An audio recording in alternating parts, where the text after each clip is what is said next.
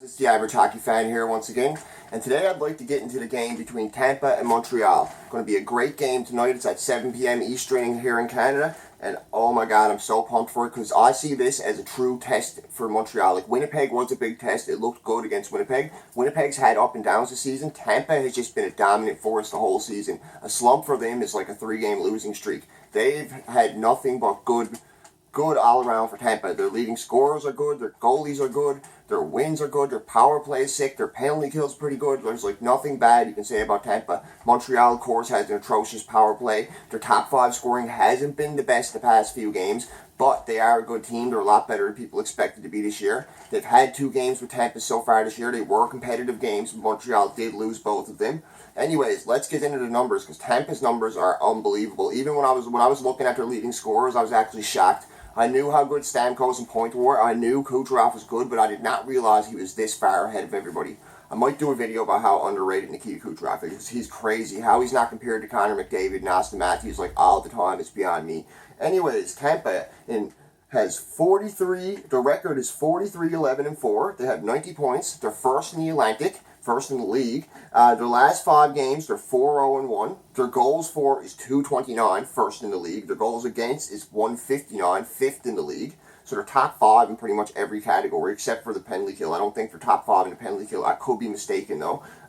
Their power play is 29.84%, which is crazy. Their penalty kill is 84.41%, which is really good too. Like nothing to shake nothing to bat an eyelash at, as they would say around here.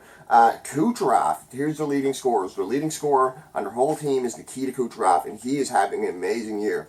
58 games played, 26 goals, so more goals than anybody on the Habs, 66 assists, more assists than anybody on the Habs, 92 points, a plus 12. I don't know how he's not like a plus 40 with these numbers, but a plus 12 and 16.3% shooting percentage.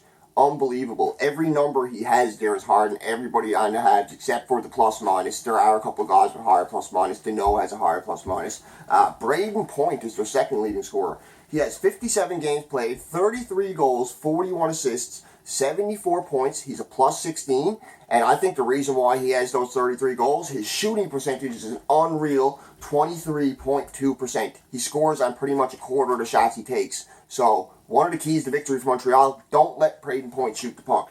Also, Steven Stamkos, really good numbers for him too. 58 games played, 32 goals, 37 assists, 69 points, -1, 18% exactly shooting percentage. So great numbers for Stamkos. He's always a good player, and he's a price killer. He has more points than anybody in the league against Price, if I'm not mistaken. More goals for sure.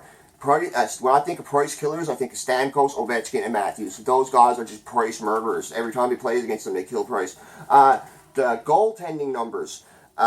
Vasilevsky has 35 games played, 24 wins, 7 losses, 4 overtime losses, .927 save percentage, 2.39 goals against, and 5 shutouts. So he has better goaltending numbers than any goalie on Montreal, but Price is not that far behind him. Save percentage could be a bit higher, but he's not that far off Vassy, especially in wins. Louis Domingue, 22 games played, 18 wins, 4 losses. The best backup in the league from what I'm seeing numbers-wise. .907 save percentage, 2.090 goals against. 0 shutouts, so amazing numbers for him. Halak has really good numbers in Boston too, but he definitely doesn't have an 18-4 record. Like, that's just crazy. Keys to the win for Tampa. The keys to victory for Tampa. They got to draw penalties against Montreal. Montreal is a team, if you can frustrate them, they will take penalties. Guys like Shaw and Domi will take penalties. And Tampa has a horrifically good power play. Like, if you're playing against it, you're going to be horrified. You're going to be terrified because they can score from all angles. They got Point. They got Stamkos. They got Kucherov. They got Sergachev. They got Hedman. They got everybody who can score and everybody who can play on the power play. They got, like, good guys. You take any of those guys on the Habs with how bad their power play is. They need to get to Price early. If Price gets confident and starts like shutting them down, brings it into the third period with only 1 goal against them or 0 goals against them, watch out, because Price is a guy when he plays against big teams like this, he can step up and he can steal these games. And they had to beat Montreal because, well, they don't, excuse me, they have beat Montreal twice this year is what I had written down. So maintain the confidence from the wins they already got against Montreal. Those are my keys to victory for Tampa. Don't let Montreal score a power play goal either, because I feel if Montreal gets a power play goal, the power play is finally going to heat up. They got to heat up eventually. These last 20 games, I just have a feeling that the power play is going to get going. I think Kotkaniemi is the guy who's going to get going on the power play, and Weber has to get going. He's proven on the power play throughout his whole career. He's a go-to guy, and I think he can do more on the power play. They just need to figure out how to get him to shot better. Montreal's record, 31-19-7, 69 points, currently 4th in the Atlantic. They lost their last couple of games, but they're in their last 5. They're 3-1-1. So they only lost their last 2 games, and 1 was in overtime. Their goals for is 173, 14th in the league. Their goals against is 165, 8th in the league. So not that bad goals against. Shows how good the goaltending is. Their power play is an atrocious, pretty much half of what Tampa's power play is. 13.26, abysmal. No one's power play is worse except for Nashville. Penalty kill is 79.67%. Their team leaders, once again, he's been a team leader the whole year, points leader. Max Domi, 57 games played, 17 goals, 32 assists, 49 points, +9, 13.4 shooting percentage. So Domi's been excellent all year. Great shooting percentage for him. Clearly none of these guys are anywhere near close to Braden Point in shooting percentage, because his shooting percentage is unreal, but still really good shooting percentage for Domi there. Drouin, he was actually a -2 last game, so I got a feeling he's going to pick it up this game. This is his old team. This is a guy I'm looking to be big against Tampa tonight, a guy to really step it up like he did against Winnipeg.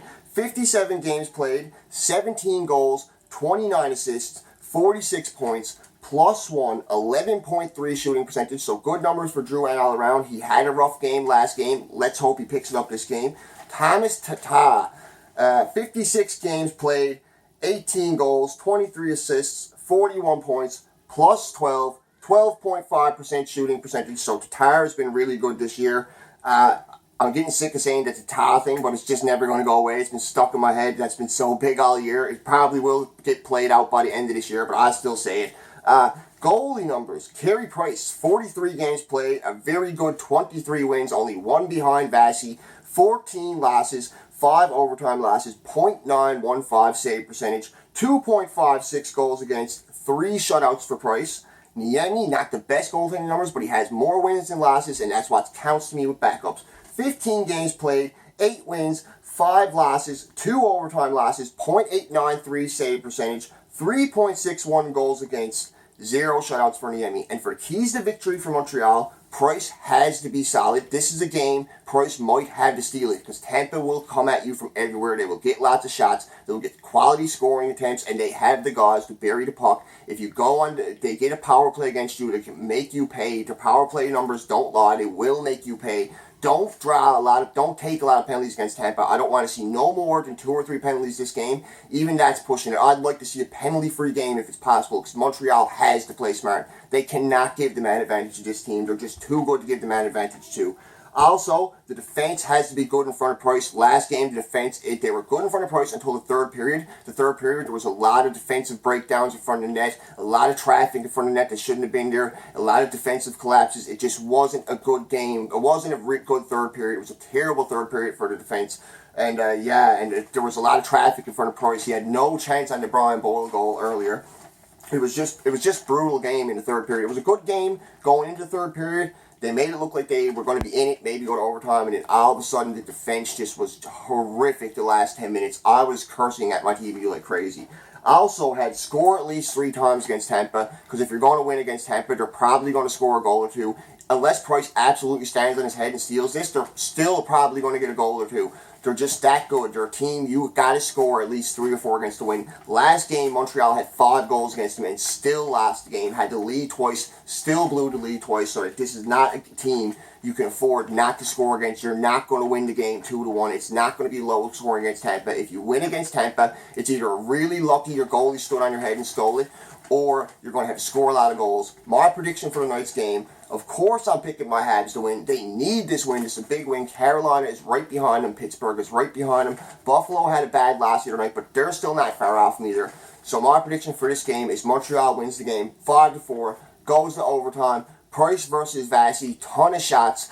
Price is probably going to face at least 40 shots. Vasi's going to face at least 35, 40 shots. high-scoring game. Goaltenders are going to be not as solid as they should be. It's going to be a lot of scoring like last game, because last game the goaltenders sucked and the scoring was just flat out. There was 11 goals in the last game, and I have a feeling it's going to be the same trend this game, especially with the way both teams are going. Montreal's well rested, and they want this win. They want to get their 5-on-5 scoring back. They only had 1 goal last game, and I'm sure that's weighing on their mind.